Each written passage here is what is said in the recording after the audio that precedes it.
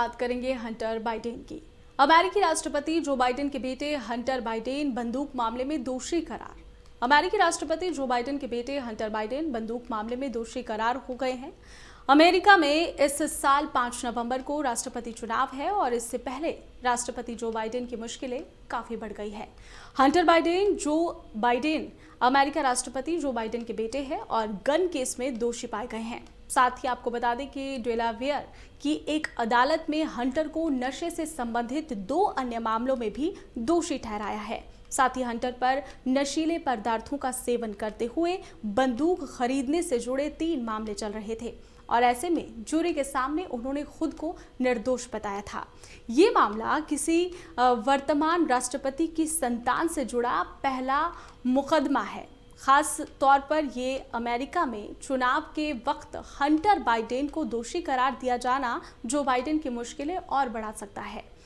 इसी के साथ ही जिन 3 मामलों में बाइडेन को दोषी माना गया है उसमें से 2 मामलों में 10 साल से ज्यादा जेल की सजा है, जबकि तीसरे मामले में 5 साल की सजा का प्रावधान है। साथ ही यहाँ पर संघीय सजा दिशा निर्देशों की सिफारिशों की माने तो ये जज के विवेक पर निर्भर करता है कि वो उसे कम या ज़्यादा भी कर सकते हैं, यानी कि सज़ा कम भी हो सकती है और ज़्यादा भी हो सकती है। ये सिर्फ जज पर निर्भर करता है। प्रत्येक मामले में तकरीबन $2,50,000 जुर्माने का भी प्रावधान है।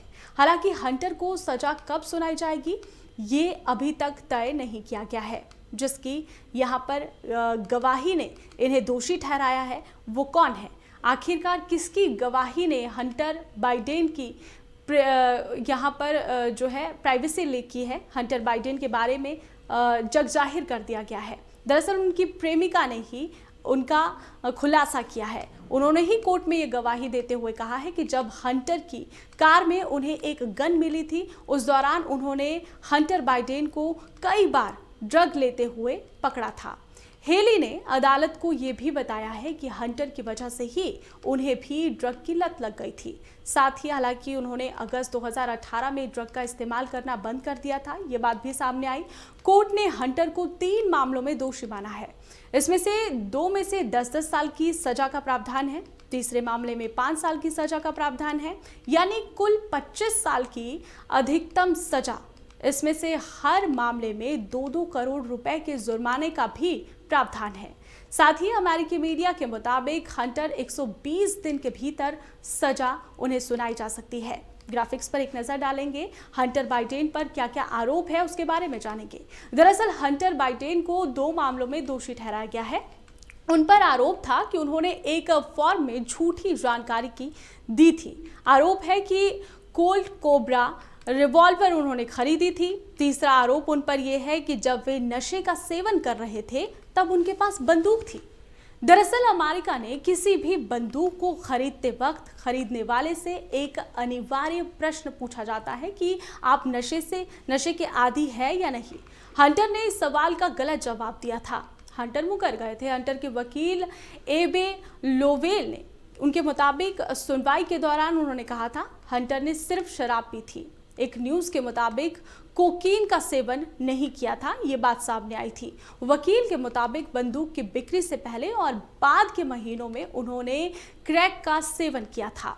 साथ ही लेकिन बंदूक खरीदते समय वो उसके आदी नहीं थे, इसलिए उन्होंने कोई भी गलत जानकारी नहीं दी थी।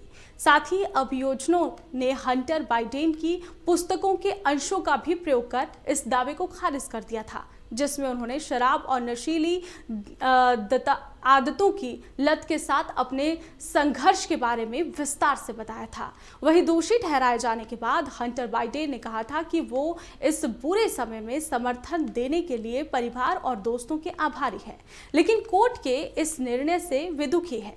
हंटर के पिता और अमेरिकी राष्ट्रपति जो बाइडेन का ये कहना है कि वो अदालत के फैसले को स्वीकार करेंगे और न्यायिक प्रक्रिया का सम्मान करना वो जारी रखेंगे।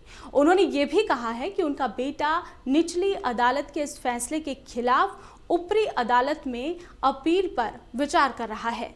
आपको बता दें कि 4 दिन पहले ही फ्रांस के दौरे पर जो बाइडेन ने कहा था कि यदि गन केस में उनका बेटा दोषी पाया जाता है तो वो उसे कभी भी माफ नहीं करेंगे, लेकिन अब उनकी स्टेटमेंट बदली बदली सी लग रही है।